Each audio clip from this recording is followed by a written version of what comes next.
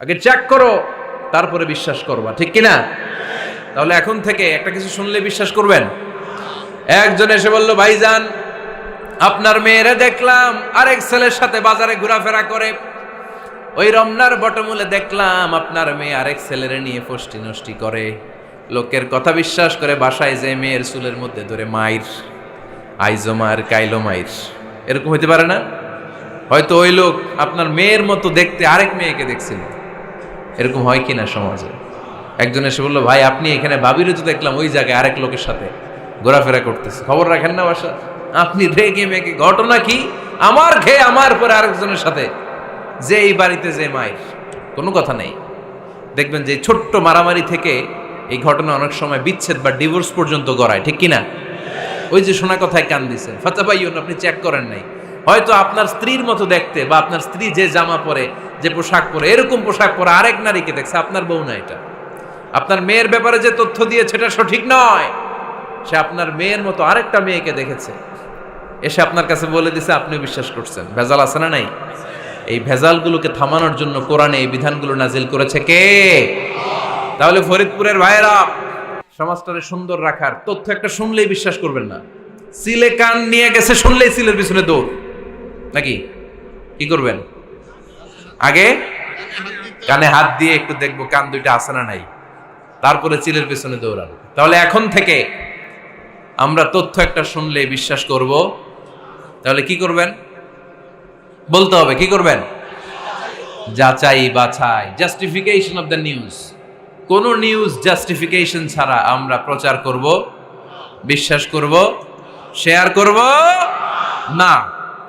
আল্লাহ বললেন, ইয়া আইয়ুহাল্লাযীনা আমানু লা ইয়াসখার কওমুম মিন কওম। ওহে আমার ঈমানদার বান্দারা, শোনো শোনো, খবরদার কখনো কোনো মুমিন বান্দারে ঠাট্টা করো না, অবজ্ঞা করো না, ঠাট্টা করো না। তার মনে কষ্ট হয় এমন কোনো কথা তারে বলো না। Never scoff of anybody. কাউকে নিয়ে ঠাট্টা করবেন না, তার দেহ নিয়ে, তার আকৃতি নিয়ে, তার বংশ নিয়ে।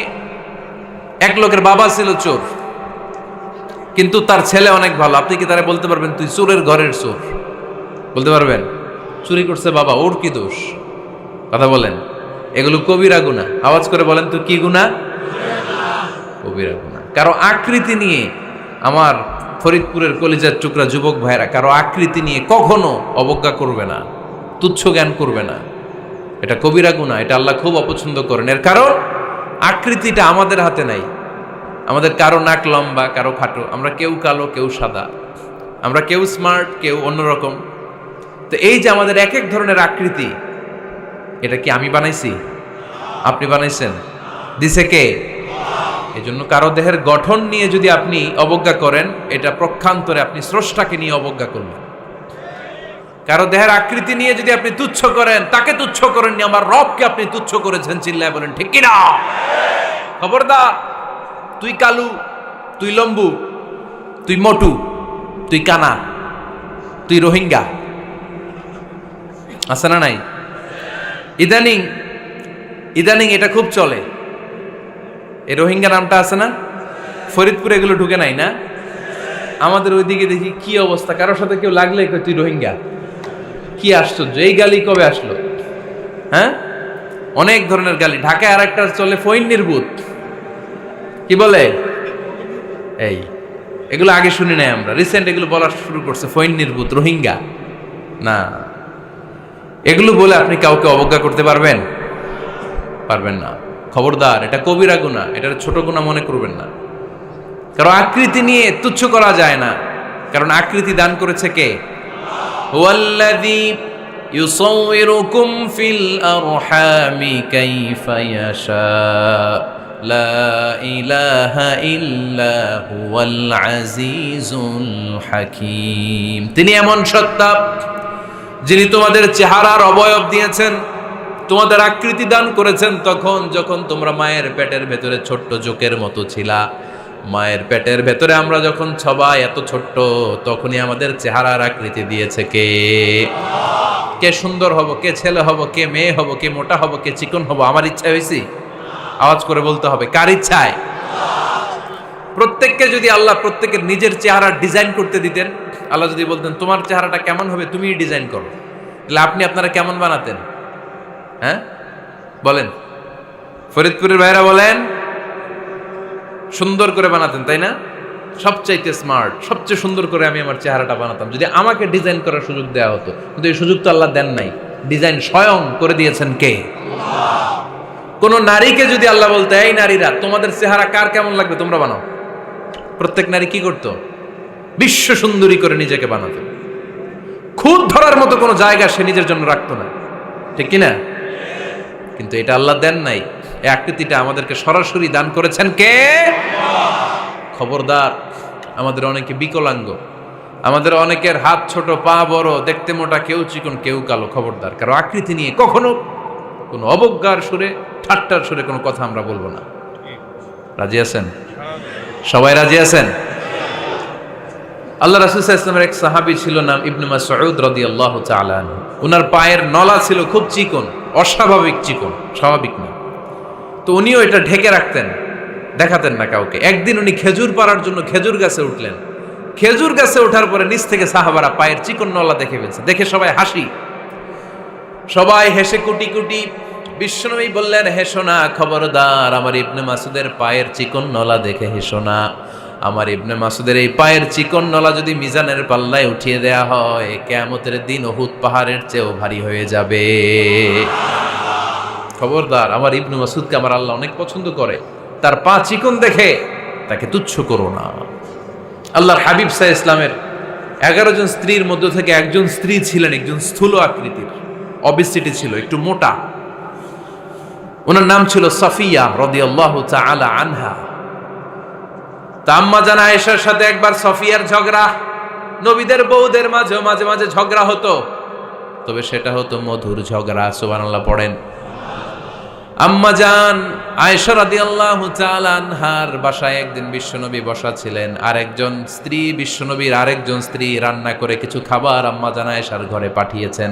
এক দাসী দিয়ে বলল, যাও এটা আয়েশার ঘরে দিয়ে আসো, কারণ নবী আয়েশার ঘরে। আম্মা জান আয়েশা রাদিয়াল্লাহু তাআলা আনহা বললেন, এগুলো কি? ওই দাসী বলে, তরকারি। কে দিছে? অমুক স্ত্রী। কেন দিয়েছে? আমি কি রান্না করতে পারি না? তোমরা রান্না তোমরা খাও। এই কথা বলে পাতিল সহ উড়ায় মারছে চেহারার মধ্যে। এর কারণ ওনারা মানুষ ছিলেন, মানবীয় ব্যাপারগুলো ওনাদের মধ্যেও কাজ করত। আবার এক স্ত্রী ঝোল দিয়ে রান্না করে কিছু খাবার নিয়ে এসেছে। আম্মা জান আয়েশা রেগে মেগে ওই ঝোল নিয়ে ওই স্ত্রীর গালের মধ্যে মেখে দিয়েছেন। বিশ্বনবীর আরেক বউয়ের গালের মধ্যে ওই ঝোল লাগাই দিস। এবার ওই স্ত্রী বিশ্বনবীর কাছে যেয়ে বলে, ইয়া রাসূলুল্লাহ, দেখেন আয়েশারে আপনি বেশি আদর করেন তো, দেখেন কি করে আমাদের সাথে। এই যে আমাদের গালের মধ্যে ঝোল মাখাই একেবারে মেকআপ বানাই দিচ্ছে। বিষ্ণু ইসা ইসলাম বললেন, তাই আয়েশাকে ডাকো। আম্মা জান আয়েশা রাদিয়াল্লাহু তাআলা আনহা আসলেন। আল্লাহ রাসূল সাল্লাল্লাহু আলাইহি ওয়াসাল্লাম বললেন, তুমি কি আমার এই স্ত্রীর সাথে এমন আচরণ করেছো? আম্মা জান আয়েশা বললেন, করেছি। কেন? আম্মা জান আয়েশা বললেন, তখন মেজাজটা গরম ছিল, এখন বুঝতে পারতেছে আসলে এই কাজটা করা ঠিক হয় নাই। এবার বিশ্বনবী বিচার করবেন। বিশ্বনবী বললেন, আল কিসাস, যেমন করা হয়েছে বিচার হবে তেমন। তোমার গালে যেমনি ঝোল লাগাই দিছে, তুমি একটু ঝোল নিয়ে আয়েশার গালে লাগাই দাও। সুবহানাল্লাহ পড়বেন না? ওই স্ত্রীও কিছু ঝোল নিয়ে আম্মা জান আয়েশার গালে লাগাই দিল। এখন দুইজনে হাসতেছে, বিশ্বনবীও হাসলেন, আরশের উপর থেকে খুশি হয়ে গেলেন কে? তো স্ত্রীদের মধ্যে মাঝে মাঝে এটা ঘটতো। সাফিয়া রাদিয়াল্লাহু তাআলা আনহা ছিলেন একটু মোটা।